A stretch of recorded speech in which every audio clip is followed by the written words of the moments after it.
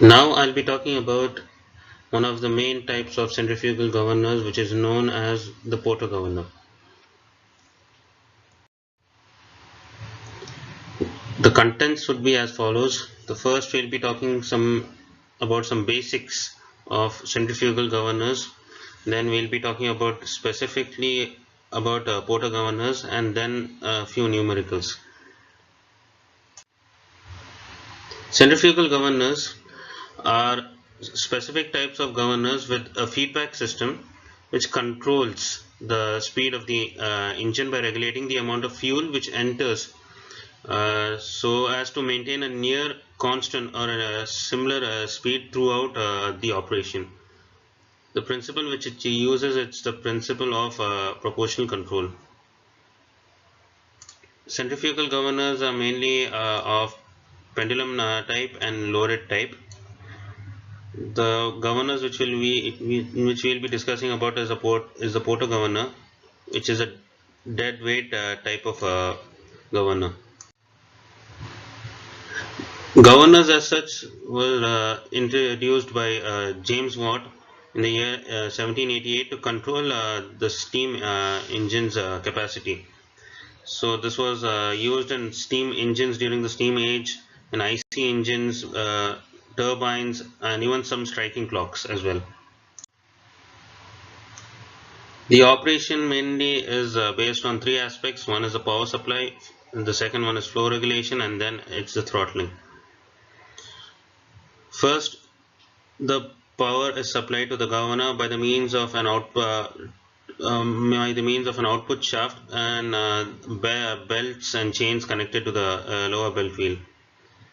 As the speed of the prime mover increases, the central spindle of the governor rotates at a faster rate, and thus the kinetic energy of the balls increase. The governor is then connected to a throttle valve which regulates the flow of the fluid supplied in the prime mover. Then the rate of the working fluid entering the cylinder is reduced or increased, preventing overspeeding or reduction in speed. Mechanical stops are also added to throttle motion. So this allows the two masses, basically the balls, move upwards or downwards. The main force which plays over here is the gravitational force, which in turn throttles the speed, and therefore we come into our main type of governors which we are going to discuss today, that is the Porter governors.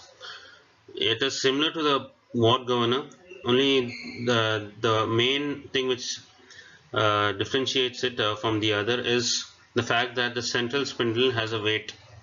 The central spindle is over here, and there would be a weight attached over here. Moving on, the additional downward force of the spindle, where we have put the additional mass, it increases the speed of revolution and then enables the ball to move at any predetermined level. This is a gravity loaded governor as well. Centrifugal force is mainly responsible for the movement of the balls in the upward direction, while the lower arms over here pushes the sleeve upwards, and hence the balls move outwards to the governor. Talking about its construction, there are two balls, four links, two uppers and two lower, and two stoppers. Mainly the stoppers are to limit the movement of the sleeve. Links enable the sleeves to move up and down with the balls as well. And the balls as such mainly are the dead weights which can regulate the speed over here.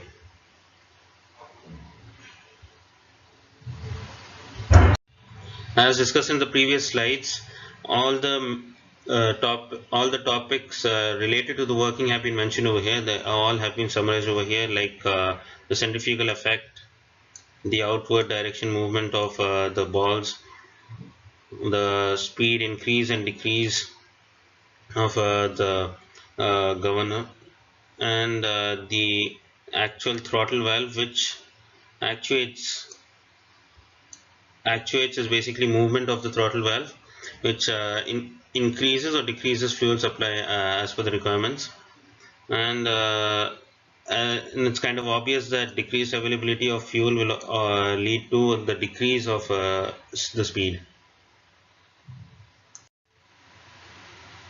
Finally, the speed is either increased or decreased based on how the load is and how much the sleeve has actually moved.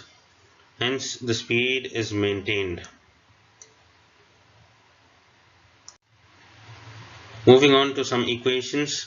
The first and foremost is the equation of height. The equation of height is the vertical distance between the center of the ball and the point where the upper arm meets the axis of the spindle. Some quantities over here are mentioned. The first, small m, is the mass of the ball, and the bigger M is the mass of the central load and the sleeve. You have omega, which is the angular velocity, g acceleration of gravity, and n the speed of the ball in rpm. We assume that the length of the arms are the same, and therefore the ratio of the the height of a powder governor compared to that of a water governor is the ratio of m plus m and just m. There are two methods to basically achieve this. That is the instantaneous center method and the resolution of forces method. First, we end up with this basic formula over here. It's just the same. We just have this new quantity over here, which is known as the ratio. From the instantaneous center method, this is the diagram which is used. The whole system is supposed to be in equilibrium in both the cases. So this quantity Q is basically the ratio of tan alpha and tan beta. Alpha and beta in the instantaneous center method are over here, while in the resolution of forces method it's over here.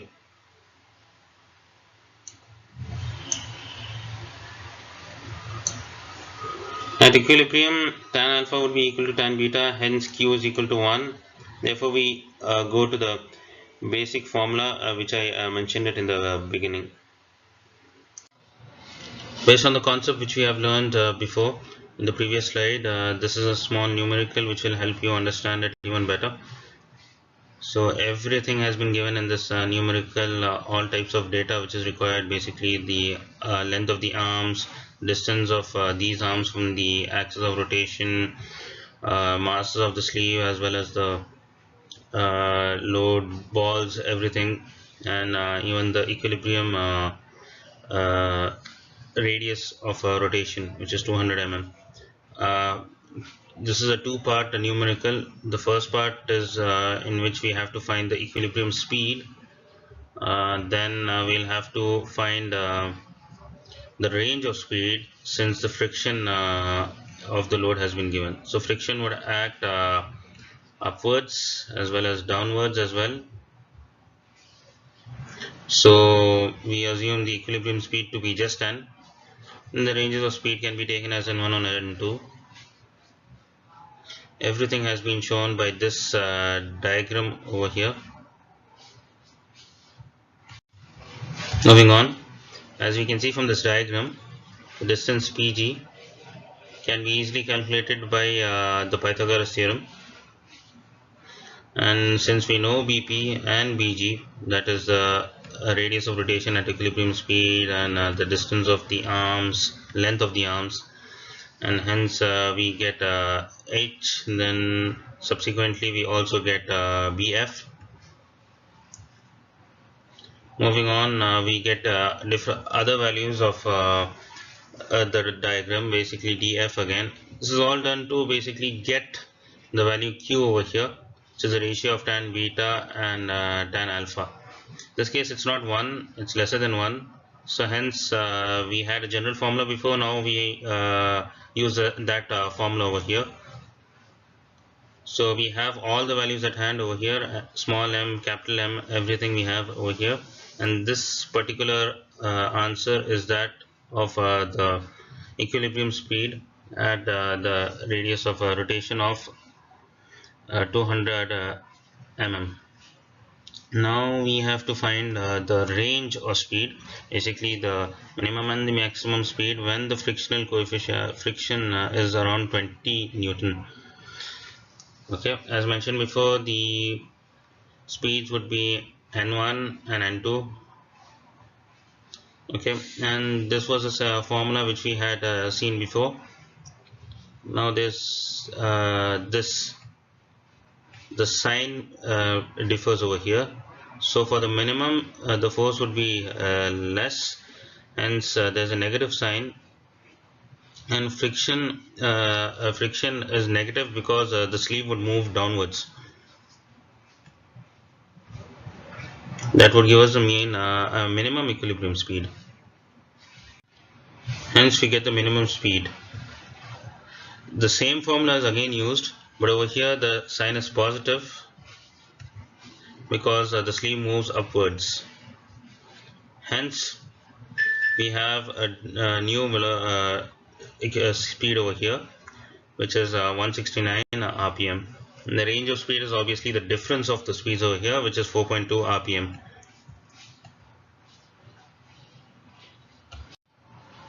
Moving on to another concept over here, the effort as well as the power of the Porter governor. The effort of the governor, as it suggests, as the name suggests, is the mean force exerted by the sleeve for a given percentage change in the speed, while the power is basically the mean power exerted at the sleeve for a given percentage change of speed. Taking the percentage increase or decrease in speed as C and frictional force as F, we come across these two formulas. One is the effort and the other one is the power. Frictional force can be either positive or negative over here.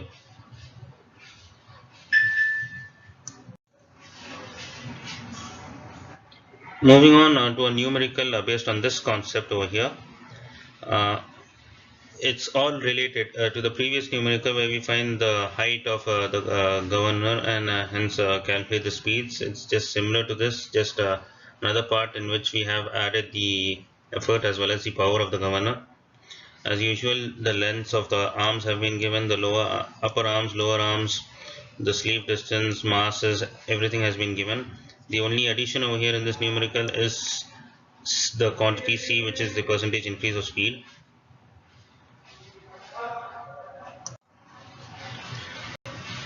Clearly in the diagram, it is previous to the same to okay. Hence we get the value of n square, the speed of rotation. Now the only remaining quantities in which we have to find is the effort of the governor as well as the power of the governor, using the well defined formulas which I have shown in the previous slides. We get the power and the effort of the governor. Power over here is 4.8 Newton, and over here it's 0.052 Newton meter, which is the power, or 52 Newton per millimeter. Controlling force is the inward force acting on the rotating balls. Basically, we start off with the basic equation. Fc is equal to m omega square r. Then omega can be written as 2 pi n by 60, where n is the speed of the balls in rpm. Then moving on, we come to this final conclusion where n is equal to 60 by 2 pi into the square root of tan phi by m. Tan phi is basically this quantity over here, Fc by r.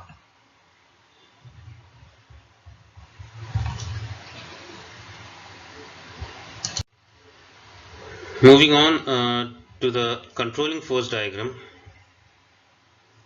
This is necessary to understand the nature.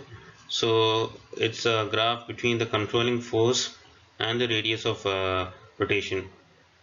The radius being on the x-axis while the force being on the y-axis. This is a sample graph which we can obtain. Coming to the very last numerical of this topic over here, this is based only on the controlling force as well as the controlling force diagram. All the data has been given as usual, the mass, the length of the arms and the mass of each ball. The only extra thing which they are asking over here is to draw the controlling force curve, and the speed scale necessities have been given in this problem. As usual, we also we find the new values of q, tan alpha, tan beta, but over here we use the method of resolution of forces over here, basically to find out FC in terms of the mass of the sleeve and the mass of the balls, as well as the quantities of the radius of rotation as well as the height. So this is the formula which we end up with, and in this case, in this particular case, we have q to be 1 for this diagram. In this case we have it as 1. Hence we using this formula over here, this is just an extended one of the previous formula which we used in the previous slide over here. Basically using Pythagoras theorem we just get h, the value of h. So for drawing a curve or graph of any particular quantity, we need to set a few values. So hence we have this table over here, give us a radius, to give us the height, to give us the controlling force in the end. All the values have been noted down over here. Similarly, we also calculate the value of n, which is the rotational speed. This is in RPM, while the controlling force is in Newton.